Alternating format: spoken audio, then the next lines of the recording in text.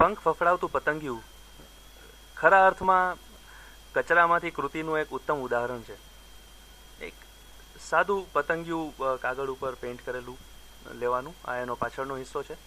એની સાથે એક transparent film લગાવી અને સેલો ટેપથી એને ત્યાં આપણે ચોંટાડી દઈએ. આગળથી એ પતંગિયું આ રીતનું દેખાશે.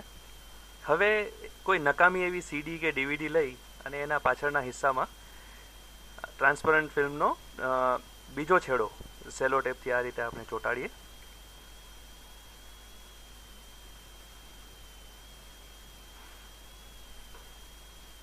ત્યારબાદ સીડી કે ડીવીડીને આપણે ચત્તી કરી અને ઉપરથી ફિલ્મને થોડું ઉપર લાવી અને આ રીતે પતંગિયાને હવામાં ફ્રી રાખી દઈએ.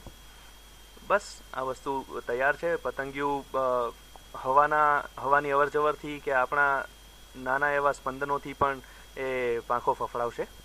એને વધારે આકર્ષક બનાવવા માટે કોઈ ફૂલ કે એ રીતની વસ્તુ આપણે સીડીના ઉપરના બેઝ ઉપર ચોંટાડી દઈએ અને ટેબલ પીસ તૈયાર છે. આને આપણે આપણા ડ્રોઈંગ ટેબલ પર કે વર્કિંગ ટેબલ પર રાખી શકીએ અને ખરેખર ખૂબ જ આકર્ષક બની રહે છે, કેમ કે હવાની નાની પણ અવર જવરથી કે આપણી અવર જવરથી હલકા એવા સ્પંદનોથી પણ પતંગિયું પાંખો ફફડાવે છે અને એવું લાગે છે જાણે કે તે ફૂલ ઉપર બેસે છે. તો ખરા અર્થમાં જોવા જઈએ તો આ એક સરસ રમકડું છે કે જે કચરામાંથી ઉત્તમ કૃતિનું એક ઉદાહરણ પૂરું પાડે છે.